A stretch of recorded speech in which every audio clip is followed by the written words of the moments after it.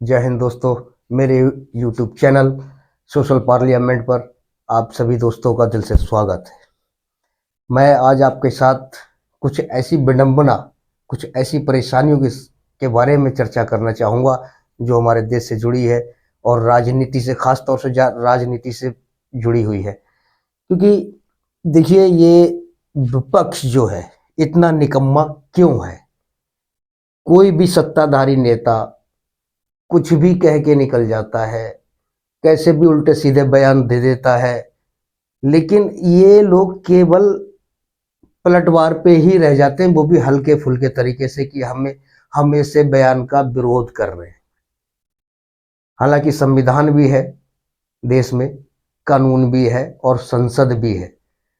उसमें विपक्ष के द्वारा जो भी बात उठाई जाती है, जो भी विरोध किया जाता है, उसमें उनके अंदर, उनकी बात के अंदर, उनके विरोध के अंदर कोई ऐसी चीज नजर नहीं आती जो मजबूती के साथ हो। वो केवल खाना पूर्ति के लिए ही होती है कि देश को दिखाने के लिए कि हाँ, हम सत्ताधारी पक्ष का विरोध कर रहे हैं, उनके गलत काम का या उनके गलत बयानों का।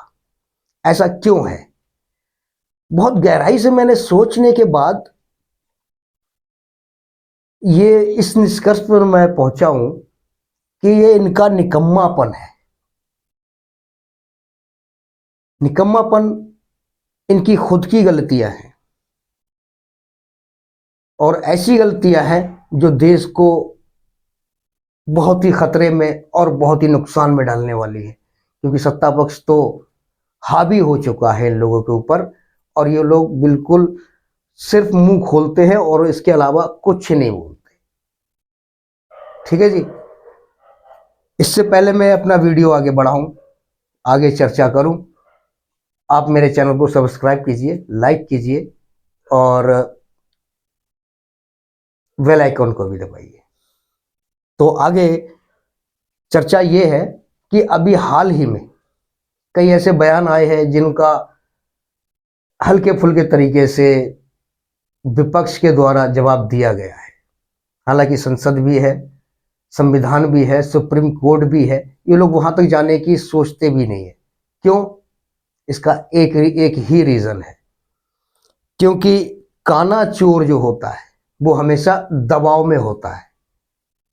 वो खुल के बोल नहीं सकता, खुल के किसी का विरोध नहीं कर सकता, किसी के आगे सीना चौड़ा करके, छाती चौड़ी करके कभी खड़ा नहीं हो सकता, क्योंकि वो काना चोर है। उसके कर्म पहले भूतकाल में, गुजरे जमाने में ऐसे हुए हैं, ऐसे ऐसे हुए हैं कि उनकी पकड़ जो है सत्ता पक्ष ने पकड़ के रखी हुई है। अभी हाल ही दिनों में, पिछले 10 साल से देख लीजिए, सत्ताधारी पक्ष ने कितनी बार दूसरे विपक्षी दलों की सरकारें को अधिग्रहण किया है, गिराया है, विपक्षी नेताओं को अपनी तरफ शामिल किया है। वो क्या था? वो सिर्फ एक दबाव था, सरकारी तंत्र का इस्तेमाल करके। ईडी है, सीबीआई है, ठीक है, इस तरीके की जो है हमारे देश में जो एजेंसियां हैं, वो जांच की है, जो एजेंसियां हैं वो उनके पीछे डाल दी जाती हैं और विपक्षी नेताओं की जो कमियां हैं भ्रष्टाचार की, उनके गलत कर्मों की, उनकी फाइल सत्ता पक्ष के पास पूरी तरह से मौजूद है। वो इस चीज का फायदा उठाते हैं और ये उसके साथ दब जाते हैं।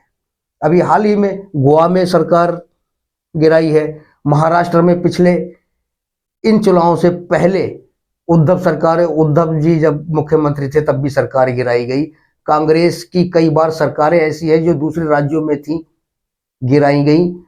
और विपक्ष की नेताओं को अपने विधायकों और अपने एमपी को कहीं दूर जाके किसी होटल में छिपाना पड़ता है, बिल में छिपाना पड़ता है। क्यों भैया?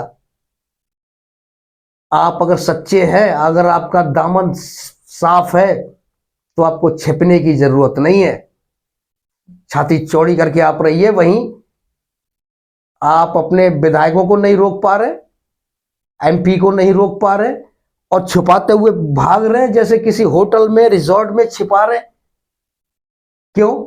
ये कमी आपकी है, ये आपका निकम्मापन है, ये आपका भ्रष्टाचार है। इसीलिए ये सब इस चीज का फायदा उठा रहे हैं। क्योंकि अगर आप सही होते तो इनकी क्या मजाल जो आपकी तरफ आंख भी उठाकर ये देख लेते ये लोग।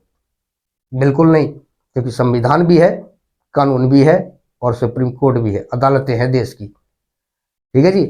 अब महाराष्ट्र को ले लीजिए, 2024 का अभी जो इलेक्शन हुए हैं, ठीक है जी।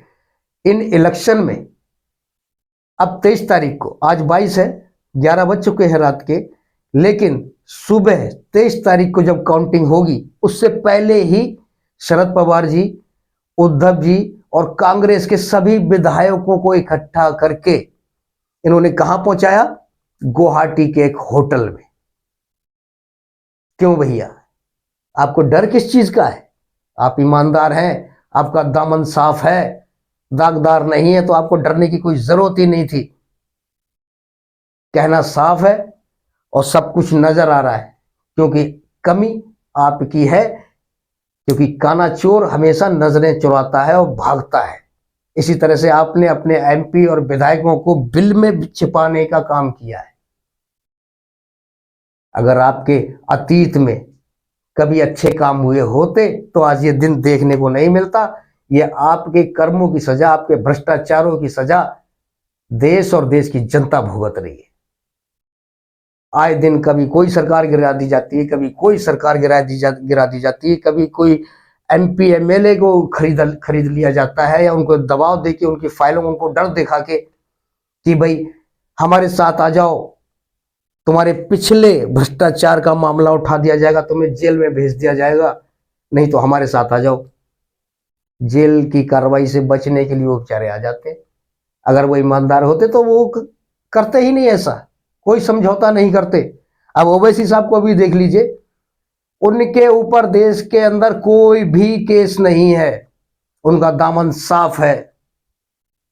असदुद्दीन ओवैसी, उनके पीछे ईडी और सीबीआई क्यों नहीं लगती?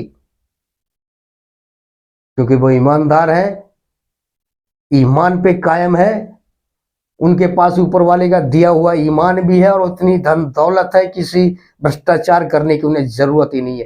ये तो भिखमंगे लोग होते हैं, भिखारी होते हैं जो, और गुंडे लोग होते हैं जो सत्ता में आने के पैसा कमाने के लिए सत्ता में आते हैं, और जब इनके भ्रष्टाचार का उजागर होता है, फाइलें तैयार होती हैं, तो दबाव में आ जाते हैं कि चलो भैया जेल की सैर करो या फिर हमारे साथ आ जाओ। उनके सामने सिर्फ दो विकल्प होते हैं, जेल या सत्ता।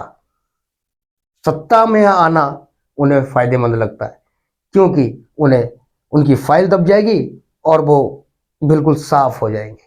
लेकिन जनता सब देख रही है, जनता बेवकूफ नहीं है कि काना चोर कौन है।